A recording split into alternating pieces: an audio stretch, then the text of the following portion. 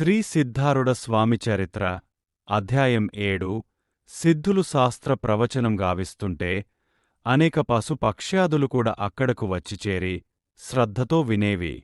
ఆ పశుపక్ష్యాదుల జన్మ జన్మాంతరాలన్నీ సిద్ధులకు తెలుసు. ఒకసారి ప్రవచనం జరుగుతుండగా ఒక కాకి వచ్చి కూర్చున్నది. దాని ఒళ్లంతా తడిగా ఉంది. ఎవరూ పెద్దగా పట్టించుకోలేదు. కాని ప్రతిరోజూ ప్రవచనం ప్రారంభించే సమయానికి ఆ కాకి స్నానం చేసి తడి వంటితో వచ్చి కూర్చుని శ్రద్ధగా ఆలకించేది. ప్రవచనానంతరం సిద్ధులు తమ హస్తప్రసాదంగా ఒక ముద్ద పెట్టేవారు. అది తీసుకువెళ్లి చెట్టుమీద పెట్టుకొని తినేది. సిద్ధులు శిష్యులతో, ఈ కాకిని ఏ పిల్లి పొట్టన పెట్టుకోకుండా 1 వారం రోజులు కాపాడండి. ఇవ్వాల్టికి 8వ రోజున ఈ పక్షి శాస్త్రం విని చెరువు కట్టమీదకు వెళ్లి ప్రాణాలు విడుస్తుంది అని చెప్పారు. ఆ కాకి గత జన్మలో ఒక తపస్వి అని, మానవ దౌర్బల్యం వలన పతనమై ఇప్పుడి కాకి జన్మనెత్తాడని, అయినా పూర్వజన్మ సంస్కారం వలన ఆత్మోద్ధారం చేసుకోవాలనే ప్రబల ఆకాంక్ష కలిగిందని సిద్ధులు ఆ కాకి గురించి అక్కడ కూర్చున్న వారితో చెప్పారు. ఆ రోజు గురువారం. సిద్ధులు కాకి భవిష్యత్తు గురించి చెప్పినది విని ఆ వింత చూడటానికే అనేకులు అక్కడ చేరారు. శాస్త్రం ప్రారంభమైంది. కాకి కూడా స్నానం ముగించి వచ్చి తన స్థానంలో కూర్చున్నది. తన్మయంగా శాస్త్ర విషయం విన్నది. శాస్త్ర బోధ పూర్తికాగానే అది ఎగిరి వెళ్ళి వంటశాల ఎదురుగా ఉన్న ఒక చెట్టుమీద కూర్చుంది. సిద్ధులు బయటకు వచ్చారు. చెట్టుమీద కూర్చున్న కాకి అరుస్తూ వచ్చి వారి పాదాలమీద వాలింది. తన ముక్కు అటూ ఇటూ తిప్పి మెడ చాచి ప్రణామం చేసింది.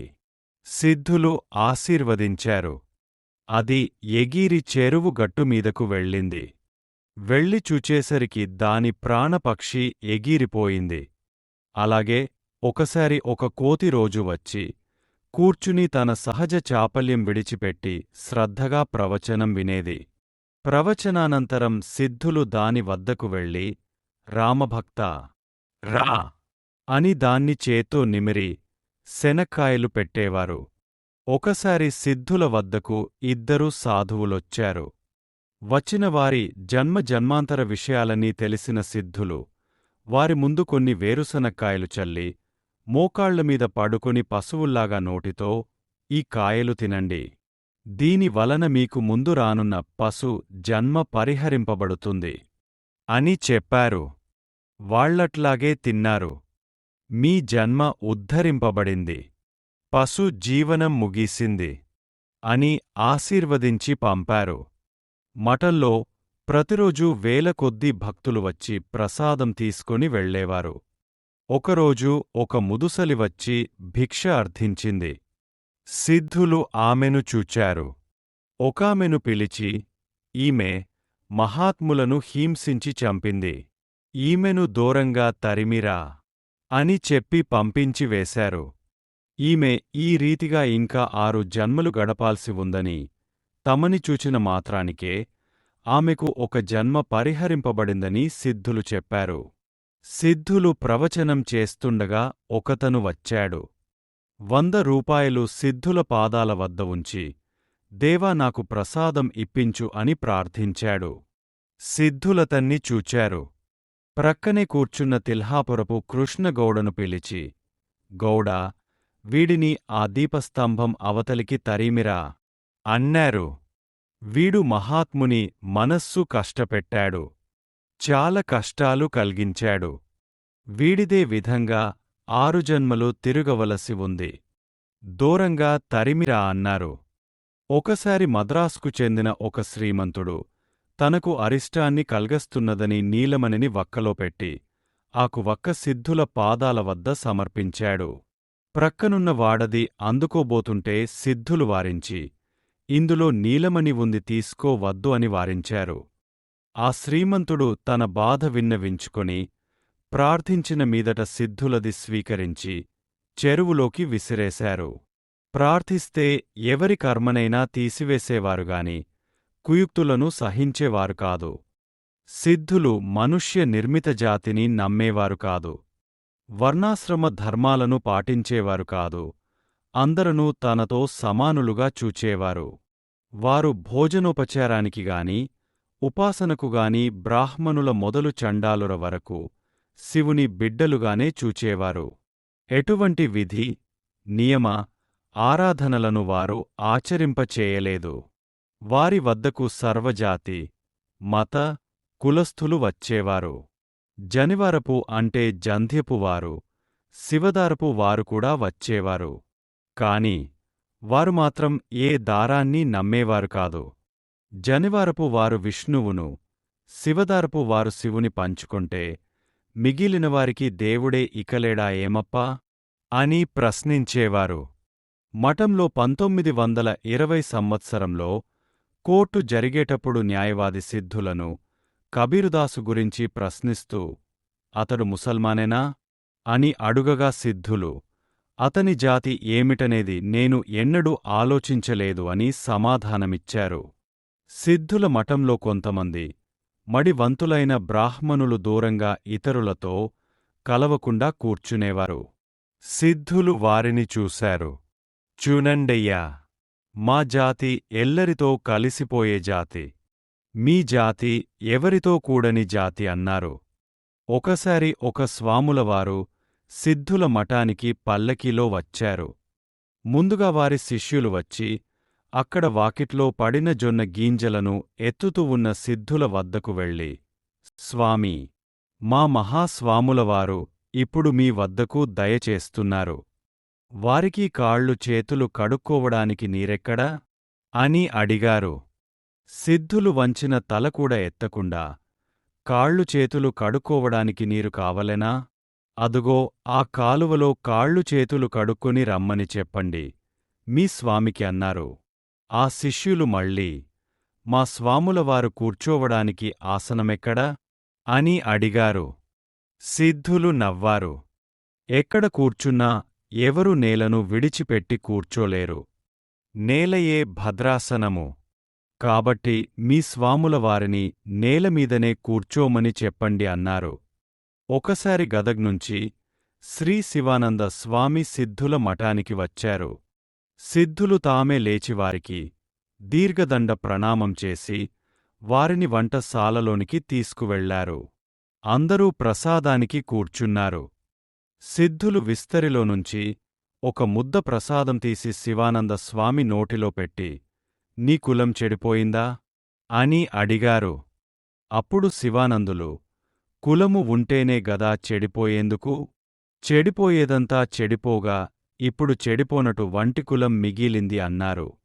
ఒకసారి ఉత్సవ సమయంలో ఒకడు చాలా అన్నం పెట్టించుకొని తినలేక పారవేయడానికి లేచి వెళ్తున్నాడు. సిద్ధులది చూశారు. వాడిని దగ్గరకు పిలిచి విస్తరి చేతిలోకి తీసుకొన్నారు. అతను తిని మిగిల్చిన అన్నం తీసి అన్నపు రాశిలో పడవేశారు. వాడు గాభరా పడుతూ, స్వామీ, ఇది ఎంగీలి చేసిన అన్నం అంటుంటే సిద్ధులు వానితో, అప్పా, ఇది ఎంగీలి కాదు, నీ ప్రసాదం. నీ అంతటివాని ప్రసాదం భక్తులైన మా అందరకు ఎప్పుడు లభిస్తుంది అన్నారు. వారికి ఎంగీలి అనేది కన్పించలేదు. సిద్ధులు సర్వాన్ని బ్రహ్మమనే భావంతోనే చూచేవారు. వారు తమ వద్దకు వచ్చేవారికి అనుక్షణం శివనామ స్మరణ చేయమని చెప్పేవారు. మీ చేతులు పనులు చేస్తూ ఉన్నా నోటితో శివమంత్రం జపించండి, దానివలన మీకు కళ్యాణమవుతుంది అని సిద్ధులు చెప్పేవారు. డబ్బు, దస్కం అక్కర్లేకుండా, ఎక్కువ శ్రమ లేకుండానే పుణ్యము, సుఖ, శాంతి, సౌభాగ్యాలు మీకు అనాయాసంగా లభిస్తూ ఉంటే మీరు ఎందుకు శివనామ స్మరణ చేయరు అని అనేవారు. ముక్తిని పొందే అతి సులభ మార్గాన్ని మన ఇంటి వాకిలికి తెచ్చి నిలిపిన సరళ సాధువు సిద్ధులు. సిద్ధుల నోటి మాటయే మహామంత్రము. వారు నడిచి చూపినదే నిజమైన బాట. వారు ఏ వర్ణాశ్రమానికి అంటని అత్యాశ్రమి అయినారు. సిద్ధుల అతి సరళ జీవనము మూడుని మనస్కి కూడా చటుకున స్ఫురించేటట్లు తత్వాన్ని బోధించే నేర్పు, నిష్కల్మష మానవ ప్రేమ, జాత్యతీత భావన, జీవుల ఉద్ధరణ, నైష్టిక బ్రహ్మచర్యము, ఉదాత్త నీతి, అతుల వైరాగ్యము, నిస్వార్థ సేవ, నిర్మమకార బుద్ధితో సిద్ధులు భక్తులకు సాక్షాత్తు శివుడే అయ్యారు. వారి అపార జ్ఞానరాశి, సిద్ధి, కారుణ్య గుణములు లక్షలాది భక్తులను తమ వద్దకు లాగుకొని వచ్చేవి. ఒకసారి కొందరు ఊరి పెద్దలు సిద్ధులను పరీక్షింపదలచి కొందరు వేశ్యలను వారి వద్దకు పంపించారు. వాళ్ళు సిద్ధుల దగ్గరకు వెళ్లడంతోనే సిద్ధులు, రండి తల్లి గురువు మీకు శుభము కలుగజేస్తాడు అని ఆహ్వానించారు. సిద్ధుల ఎదుట వారి అపక్వబుద్ధి వెన్న కరిగినట్లు కరిగిపోయింది. సిద్ధులను చెడగొట్టాలని వచ్చినవారు తామే చెదిరి వెళ్ళిపోయారు. సిద్ధుల చూపులో ఈమె పతివ్రత, ఈమె వేశ్య అనే తారతమ్య భావమే కనిపించలేదు. కొందరు పాపాలు చేసి సిద్ధుల వద్దకు వస్తే వారిని దగ్గరకు తీసుకుని తల్లి, రోగులే వైద్యుని వద్దకు వస్తారు. రండి, గురువు మీకు కళ్యాణము చేకూర్చుతాడు అని చెప్పేవారు. మంగళవారపేటలోని రుద్రాక్షి మఠస్వాముల వారైన శ్రీ చెన్నమల్లప్ప స్వాములకు సిద్ధుల పట్ల చాలా భక్తి. నిజగునులే సిద్ధుల రూపంలో మళ్లీ జన్మించారని వారి నమ్మకం. శ్రీ చెన్నమస్వామి సిద్ధులను రుద్రాక్షి మఠానికి తీసుకువెళ్లి పూజ గావించేవారు. ఒకసారి రుద్రాక్షి మఠపు మహాద్వారం మీద ఓం నమః శివాయ అనే మంత్రాన్ని చెక్కిస్తున్నారు. లింగాయతులు చాలామంది గుప్తంగా ఉండవలసిన మంత్రాన్ని అట్లా చెక్కించరాదని అడ్డుకొన్నారు. కొందరు సిద్ధుల భక్తులు తప్పులేదని వాదించటంతో పరిస్థితి విషమంగా మారింది. అసలా సిద్ధారుడుడెట్లా ఈ మఠానికి వస్తాడో చూస్తాం మేము అని కొందరు రాళ్ళు, కర్రలు తీసుకుని కూర్చున్నారు. ఈ విషయం సిద్ధులు చెవిని పడింది. భక్తుల మనస్సుకు కష్టం కలిగేటప్పుడు నేను రుద్రాక్షి మఠానికి వెళ్లడం మాత్రం ఎందుకు అని వెళ్ళలేదు. సిద్ధులు తాము లింగం ధరించినప్పటికీ వారిని సేవించే భక్తులకు లింగాన్ని త్యజించమని ఆయన బోధించలేదు. వారిని సేవించే లింగాయతులు వారిని చూసి తమ లింగాలను లేదు. శ్రీ నిర్వాణప్పగాని, అక్కలకోట శరణప్ప, షణ్ముఖస్వామి, ఖాంగత స్వామిగాని లింగాలను ధరించేవారే. ఉదయానే లింగార్చన చేసుకునేవారే. మీ పూజ జరగనివ్వండి అనేవారు సిద్ధులు. ఒకసారి ఒక వ్యక్తి సిద్ధుల వద్దకు వచ్చి స్వామీ, మీరు లింగము లేకుండా ఆత్మోద్ధారణకి దారి ఎట్లా చూపిస్తారు అని అడిగాడు. వచ్చిన వానిని కూర్చోమని చెప్పారు. సిద్ధులు అతని యోగక్షేమాలు విచారిస్తూ, నెవ్వెక్కడివాడివి? సిద్ధారుడుల మఠం ఇక్కడ ఉందని ఎట్లా తెలిసింది అన్నారు. స్వామీ, నేను రైల్వే స్టేషనులో అడిగితే పాత హుబ్లీకి వెళ్లమన్నారు. పాత హుబ్లీకి రావడంతోనే సిద్ధారుడుల మఠానికి దారి అని ఒక బోర్డు ఉంది. దాని ప్రకారం వచ్చాను అని చెప్పాడు. అయ్యా, ఆ బోర్డు నీకు ఏమి చూపించింది అన్నారు సిద్ధులు. మఠానికి వెళ్లే దారి చూపించింది అన్నాడు. అయ్యా, అయితే నీకు దారి చూపించిన ఆ బోర్డును నీతోపాటు తీసుకురాలేదేమిటి అనడిగారు సిద్ధులు. స్వామీ, మఠానికి రావడం నా లక్ష్యం. నా లక్ష్య సాధనకు దారిలో ఆ బోర్డు ఒక సంజ్ఞ మాత్రమే. కార్యం సాధించిన తర్వాత సాధనము యొక్క అవసరము ఉండదు అన్నాడతను. అప్పుడు సిద్ధులు చూడయ్యా, ఈ లింగము కూడా దాదాపు ఆ బోర్డు చేసే పనే చేస్తుంది. పైకి ఎక్కడానికి నిచ్చెన ఆసరాగా తీసుకుంటారు. పైకి వెళ్లిన తర్వాత ఆ నిచ్చెనను కూడా తీసుకుపోరు. కాబట్టి లింగము ఆరంభంలోనేగాని అదే అంత్యం కాదు అని బోధించారు. సిద్ధుల దీక్షా పద్ధతి అత్యంత సరళము. ఆడంబరంగాని ప్రదర్శనా బుద్ధిగాని లేని ఈ నిర్మల సాధువు చేతినుండి దీక్ష తీసుకోవాలని ఎంతో మంది వచ్చేవారు. ఒకసారి బొంబాయి నుండి కొందరు భక్తులు దీక్ష తీసుకోవాలని వచ్చారు. దీక్షకు కావలసిన పువ్వులు, పండ్లు, వెండి పాత్రలు, గురుకానుకలు అన్నీ సిద్ధం చేసుకుని కూర్చున్నారు. సిద్ధులవన్నీ చూసి నవ్వి, దీక్షను స్వీకరించడానికి మనస్సు ఎంత ఉత్కంఠతతో ఉన్నదో అనేది ముఖ్యంగాని ఇవి కావు అని చెప్పి, రండి రండి త్వరగా రండి అని పిలువసాగారు.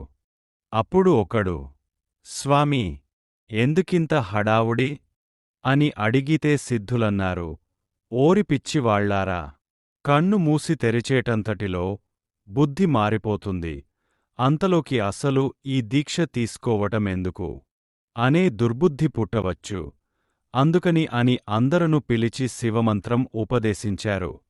గద్వాలకు చెందిన శ్రీమంతుడొకడు ఒకసారి శివరాత్రికి ఉపదేశం పొందడానికి సిద్ధుల వద్దకొచ్చాడు. సిద్ధులు ఉత్సవంలో పల్లకీలో ఉన్నారు. వెళ్ళి విన్నవించుకొన్నాడు. సిద్ధులు, అట్లాగే దీక్షనిస్తాను. పల్లకీ ఓరంతా తిరిగి వచ్చే వరకు ఉత్సవంలో బాకా ఊదుతూ రా అన్నారు. ఖరీదైన దుస్తులు, ఆడంబరమైన వేషమున్న ఆ ధనికునకు దిక్కుతోచలేదు. కాని గుర్వాజ్ఞను పాటించి తీరాలన్న సంకల్పంతో బాకా ఊదుతున్న ద్యామన్న వద్దకు వెళ్ళి సిద్ధుల ఆజ్ఞను చెప్పి తనకు బాకా ఇమ్మన్నాడు. ఆ ద్యామన్న విషజ్వరంతో బాధపడుతూ ఉన్నవాడైనా, అయ్యా, ఈ పుణ్యాత్ముని సేవ, ఈ దేవుని సేవ నాకు ఈ జన్మలో లభించింది. జ్వరం వస్తే ఏమైంది? నా సేవను మాత్రం నేను విడువను అని బాకా ఇవ్వడానికి ఒప్పుకోలేదు. ఆ శ్రీమంతుడు అతనిని పరిపరి విధాల వేడుకొని చివరకు కాళ్ళు పట్టుకొన్నాడు. ఆ శ్రీమంతుని దైన్యతకు కరిగి చివరకు ద్యామన్న ఆ బాకా అతని చేతికిచ్చాడు. ఎట్లా ఊదాలో చూపించాడు. ఎవరైనా చూస్తారేమో, తనను అపహాస్యం చేస్తారేమో అనే జంకు, తాను శ్రీమంతుడిననే అహంకారము పటాపంచలయ్యాయి. పల్లకీ తిరిగి మఠానికి వచ్చేవరకు ఆ ధనికుడు బాకా ఊదుతూ సిద్ధుల సేవ చేసుకున్నాడు. అప్పుడు సిద్ధులతనిని పిలిచారు. దీక్షనిస్తాను రా అన్నారు. దానికా ధనికుడు, స్వామీ, తమ ఆశీర్వాదం అప్పుడే లభించింది. మీ మంత్రం స్వీకరించాను. మీరే నా హృదయంలో వచ్చి కూర్చున్నాక బాహ్యమైన మంత్రం ఏం చేస్తుంది అని చెప్పి సెలవు తీసుకుని వెళ్ళిపోయాడు. హుబ్లీలో శివుడున్నాడు. ఆ పరమశివుని రోజు కళ్ళారా చూచే మీరు ధన్యులు అని అధని శివయోగి అనేవారు. హృషికేశంలో నివసించే శ్రీగోవింద స్వామి సిద్ధుల వద్దకు వచ్చి ఆరేసి నెలలపాటు ఉండి వెళ్తుండేవారు. ఇంతటి పరిపూర్ణులను వేరెక్కడా చూడలేము అనేవారు. అయితే సిద్ధుల కీర్తి కొందరి అసూయకు కారణమైంది. సిద్ధులను దూషించే ఒక పెద్ద వర్గం తయారైంది. వాళ్లందరూ కలిసి సిద్ధులను చంపితేగాని హుబ్లీకి పీడ విరగడవదని తలచి బంగారం ఆశ చూపించి ఒక ముసలిదానిచేత సిద్ధులకు విషాన్నం పంపించారు. 1915వ సంవత్సరం 1916వ సంవత్సరం మధ్యలో శ్రావణమాసంలో ఒక రోజున సిద్ధులు భోజనం కావించి పడుకొన్నారు. ఒక ముసలిది వచ్చి సిద్ధులకు నమస్కరించి, దేవా, మీకోసమై ప్రసాదం ఎంతో విశేషంగా తయారుచేసి తెచ్చాను. స్వీకరించి ఈ భక్తురాలిని ఉద్ధరించవలసింది అని వేడుకొన్నది. తల్లి, ఇప్పుడే నేను ప్రసాదం తీసుకోవడం అయిపోయింది. నేను రోజులో ఒక్కసారి మాత్రమే తీసుకుంటానని నీకు తెలియదా? కొంచెం ముందుగా వస్తే నీవు తెచ్చిన ప్రసాదమంతా స్వీకరించేవాడిని కదా అన్నారు సిద్ధులు. కాని ఆమె విడిచిపెట్టలేదు. బంగారమీది ఆశతో మరింత ధైర్యం తెచ్చుకొని, స్వామి, మీకోసం ఎంతో శ్రమపడి చేసుకొచ్చాను. మీరు స్వీకరించకపోతే నేను ఈరోజు అన్నముట్టను, ఉపవాసముంటాను అని దీనంగా ప్రార్థించింది. సిద్ధులు, అవునమ్మా, అవును. నీవు నాకోసం విశేష ప్రసాదం తయారు చేయడానికి 2 నెలల నుంచి శ్రమపడుతున్నావని నాకు తెలుసు. చూడు తల్లి, తెచ్చినది అది ఏదైనా కానివ్వు ప్రసాదమే. నీవు ఏ భావంతో వచ్చినా అది నాకు భక్తిగానే కనిపిస్తుంది. నీవు ఉపవాసముంటే నీ పొట్టలోని అన్న బ్రహ్మను హింసించిన వాడినవుతాను. వద్దు, ఇటుతే నీ ప్రసాదం అని 5 వేళ్లతో గుప్పెడు విషాన్నం తీసుకొన్నారు. సాధారణంగా సిద్ధులు భక్తులు తెచ్చిన దానిలో నుండి ఒక ముద్ద హస్తప్రసాదంగా వారి నోటిలో పెట్టి పిమ్మట తాము తీసుకుంటారు. కాని ఇప్పుడు పెట్టలేదు. అమ్మా! నీవు తెచ్చిన ప్రసాదం తిన్నానో లేదో అని అపనమ్మకం పడతారు. ఇదిగో నీ ఎదురుగానే తింటున్నాను అని చెప్పి నోట్లో వేసుకున్నారు. తన కార్యం సాధించినందుకామె అత్యంత సంతోషంతో వెనుదిరిగింది. సిద్ధులామెను వెనక్కు పిలిచి ఈ మిగిలిన అన్నం ఎక్కడా పారవేయకుండా భూమిలో పూడ్చిపెట్టు. త్వరగా పారిపో. భక్తులు చూస్తే నిన్ను ప్రాణాలతో వదలరు అని చెప్పారు. ఆరుడులు తాము నోట్లో పెట్టుకున్న ముద్దను బయటకు ఊయకుండా నేను అనుభవించాలని నిర్ణయింపబడి వచ్చిన ఈ విషాన్నాన్ని ఈరోజు నేను విడిచిపెడితే రేపు ఇంకో రోజైనా దీన్ని అనుభవించక తప్పదు అని తలచి మ్రింగారు. అది శరీరమంతటా వ్యాపించి తీవ్రంగా బాధపెట్టసాగింది. పీఠమీద కూర్చుని భక్త బృందాన్నంతా దగ్గరకు పిలిచి నేను 21 రోజులు సమాధిలో ఉండాలి. మీరెవ్వరూ నన్ను కదిలించవద్దు అని చెప్పి ధ్యాన సమాధిలోకి వెళ్ళిపోయారు. స్వామివారికి విషం పెట్టిన సంగతి తెలుసుకున్న భక్తులు భయపడిపోయి వెంటనే గొప్ప గొప్ప వైద్యులను పిలుచుకువచ్చారు. సిద్ధులు నిరాకరించి తామప్పుడే దేహత్యాగం చేయబోవటం లేదని అభయమిచ్చి అందరనూ ఏకాగ్రమైన మనస్సుతో గురుధ్యానంలో నిమగ్నం కావలసిందని ఆదేశించారు. సద్గురునాథులకు విషజ్వాల రోజురోజుకు ఎక్కువ కాసాగింది. గొంతు, శిరస్సు వాచిపోయి గుర్తుపట్టలేనట్టుగా అయిపోయారు. నాలుక బయటకు వచ్చింది. నోట్లోనుంచి నురుగు కారుతున్నది. భక్తులు అది చూచి గురునాథులు మనల్ని విడిచిపెట్టి వెళ్ళిపోతున్నారు అని కన్నీరు మున్నీరుగా విలపించసాగారు. అంతటి స్థితిలోనూ సిద్ధులు భయపడవద్దు అని చేతితో సౌంజ్ఞ చేస్తూ వారిని శాంతపరచారు. ఇదే సమయమని భావించి మఠంలో ఉండే ఒక స్వార్థపరుడైన సాధువు తానే ఉత్తరాధికారి అయ్యేటట్లుగా ఒక దొంగ వీలునామా సృష్టించాడు. ఈ సంగతి బయటపడి భక్తులు వెంటనే అతనిని మఠం నుంచి బయటకు వెళ్ళగొట్టారు. సిద్ధులకు విషం పెట్టిన సంగతి ఎవరో కబీర్ దాస్కు తెలియజేశారు. అతడు పరిగెత్తుకుంటూ వచ్చి పెల్లుబికి వస్తున్న దుఃఖంతో సిద్ధుల దగ్గర కూర్చుని హృదయవిదారకంగా రోదిస్తూ అప్పా అని ఎలుగెత్తి పిలిచాడు. ఈ పరమాత్మ వెళ్ళిపోతే నాకిక గతి ఎవరు? అంతటి దైవమే వెళ్ళిపోయాక నేనుండడం ఎందుకు? అంటూ ప్రాణత్యాగం చేయడానికని అక్కడే ఉన్న త్రిశూలం ఎత్తి గుండెలో గుచ్చుకొనబోతూ ఉండగా సిద్ధులు వద్దని చిన్నగా చేత్తో వారించారు. కబీరుకు పోయిన ప్రాణం తిరిగి వచ్చినట్లయింది. మళ్ళీ ఒకసారి అప్పా అని పిలిచాడు. సిద్ధులు క్షీణస్వరంతో ఏమిటి కబీరు? అన్నారు. అప్ప మాకోసం ఉన్నారు. అప్ప వెళ్ళిపోలేదు. నా తండ్రి నాకోసమే ఉన్నాడు అంటూ సిద్ధుల కాళ్ళు, చేతులు, శరీరం ముద్దు పెట్టుకొంటూ ఆనంద భాష్పాలు రాల్చాడు. సిద్ధుల పాదాలమీద శిరస్సు ఉంచి, దేవా, ఈ దేహము నీ వలన పావనమైనది. అది నీ ముందుగానే వెళ్ళిపోవాలి. ఇది నా కోరిక. తండ్రి, ఆశీర్వదించండి అని వేడుకొన్నాడు. సిద్ధులు సరేనన్నట్లుగా కబీరు తలను చేత్తో నిమిరారు. ఈ విధంగా 21 రోజులు గడిచేసరికి సిద్ధుల శరీరంలో వ్యాపించిన విషం యొక్క శక్తి మెల్లమెల్లగా క్షీణింపసాగింది. 21వ రోజున సమాధి నుంచి లేచి కూర్చున్నారు సిద్ధులు. కాలకుట విషాన్ని ఆరగించుకుని సాక్షాత్తు పరమశివుడే అయ్యారు సిద్ధులు.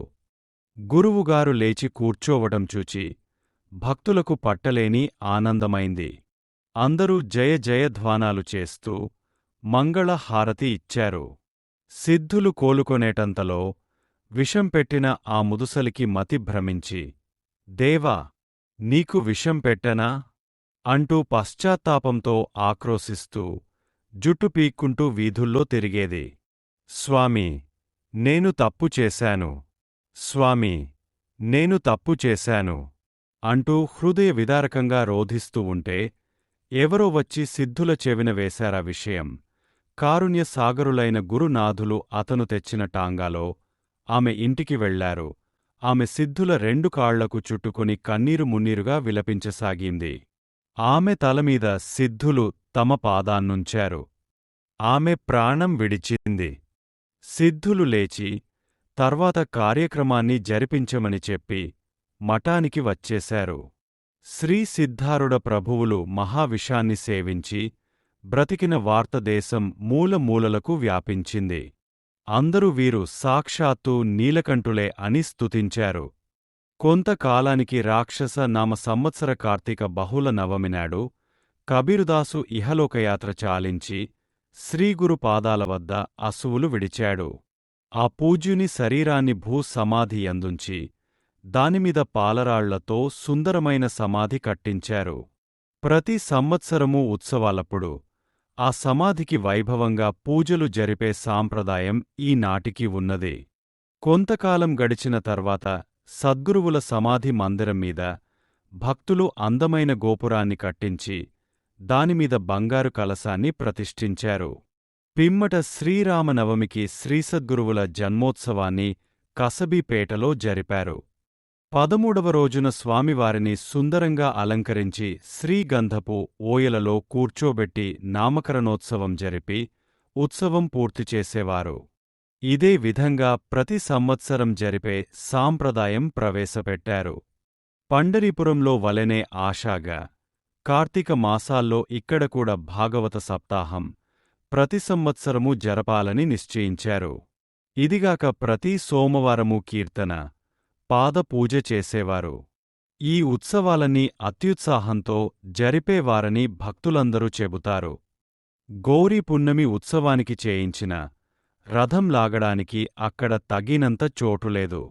ఒకరోజు ఉదయం హుబ్లీలోని తేజప్ప అనే శ్రీమంతుడు వచ్చి, స్వామీ, నిన్నరాత్రి నా తండ్రి నాకు కలలో కన్పించి సిద్ధారుడుల రథం లాగడానికి అవసరమైన భూమి పరిశుద్ధమైన మనస్సుతో ఇవ్వు, దాని వలన నాకు తృప్తి లభిస్తుందని చెప్పాడు. కాబట్టి స్వీకరించవలసింది అని చెప్పి కొంత భూమి రాసిచ్చాడు. ఒకసారి భక్తుల కోరిక మీదట సిద్ధులు వారితోపాటు గోకర్ణ క్షేత్రానికి ప్రయాణమయ్యారు. మొదట ఆరుడులు శ్రీగజదండ గురువుల సేవలో ఉన్నప్పుడు వారితో వాదము పెట్టుకొన్న సుబ్బయ్య శాస్త్రి కొన్ని సంవత్సరాలు సురపుర రాజ్యంలో ఆస్థాన పండితుడుగా ఉండి వృద్ధుడైన తర్వాత దేశ సంచారం చేస్తూ చివరకు గోకర్ణానికి చేరుకొన్నాడు. అతడు పశ్చాత్తాపంతో కుమిలిపోతూ ఒకచోట సిద్ధ సిద్ధ అంటూ సిద్ధుని ధ్యానిస్తూ పడుకొన్నాడు. ఆ స్వరాన్ని విన్న ఆరుడులు ఎవరు నీవు అని అడిగారు. వెంటనే సుబ్బయ్య శాస్త్రి ముఖం పైకెత్తి చూసి, సిద్ధ, నేను పండితుడననే అహంకారంతోనూ మందబుద్ధితోనూ మీతో వాదించి పరాభవం పొందిన సుబ్బయ్య శాస్త్రిని, శివుని అవతారమైన సిద్ధులను నిందించి మహాపరాధం చేశానన్న వ్యధతో తమ క్షమకు పాత్రుడనైతే నాకు మరు జన్మలోనైనా మోక్షం లభిస్తుందని భావించి దేశదేశాల్లోని క్షేత్రాలని మీ కొరకే వెదుకుతూ తిరుగసాగాను. కాని మీరు నాకెక్కడా లభించలేదు. అందువలన నా దౌర్భాగ్యానికి విలపిస్తూ దిక్కుతోచక చివరకు గోకర్ణ క్షేత్రానికి వెళ్ళి అక్కడ ప్రాణత్యాగం చేయాలని ఇక్కడకు వచ్చాను. కాని అంత్య సమయానికి నీవే వచ్చి నాకు దర్శనమిచ్చి ధన్యుణ్ణి చేశావు.